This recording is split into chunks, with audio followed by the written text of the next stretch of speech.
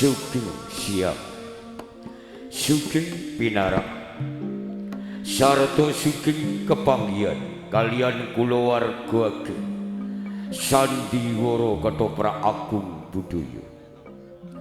Para miyarsa budaya, sasampunipun panjenengan sami dipun pasugata uyon-uyon mewah joget gambyong santawis.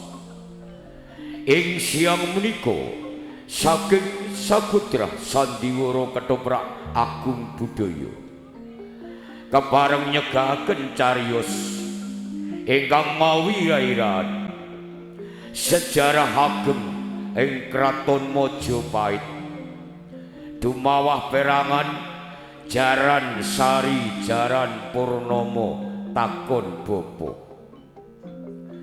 Kepareng kula ngaturaken rancak ing dedabukan ing siang menika. Sapisan anggambaraken wonten Kadipaten Blambangan. Adipati Dali Mangkara kaasta Kiraka Sunanji. Kadang Dali Sita ingkang dipun tindakaken Dimas Kasriyanto. Salajengipun wonten ing Kraton Majapahit Prabu Brawijaya maling laras ingkang dipun tindakaken Kiraka Bambang Jasmani. Putra putri Dewi Retnawulan ingkang dipun tindakaken Mas Ayu Titik Widayanti. Retnosari kaasta Vera Proleta. Patih Haryo Pramuda ingkang dipun tindakaken Dimas Bagus Junianto. Salajengipun wonten ing Pertapan Mahameru Jaran Sari kaasta Dimas Kunoto.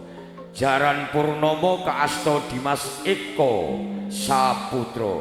Ki Wungkuk ingkang dipun tindakaken Bapak Mukti Hariwibowo.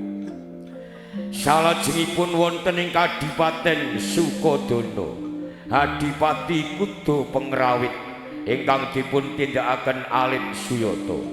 Rantekan kaasta Mbak Ayu Martiati. Larasati kaasta Nimas Ayu Ningwati. Wondening Raden Kuda Sembagi kaasta Dimas Bagus Dumadi.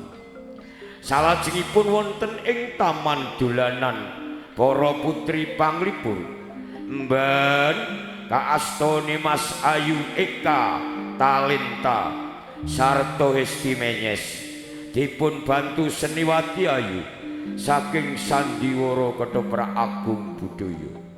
Repat utawi dagelan minangka kagem panglipuring manah panjenengan sami ingkang dipun tindakaken grup trio lawak saking Agung Budaya. Cak Gombloh, Cak Deni, sarta Dimas Mondol. Para miyarsa budaya, mekaten rancak ing dedabukan saklebetipun cariyos Jaran Sari Jaran Purnomo takon Bobo. Sugeng amirsani nuwun.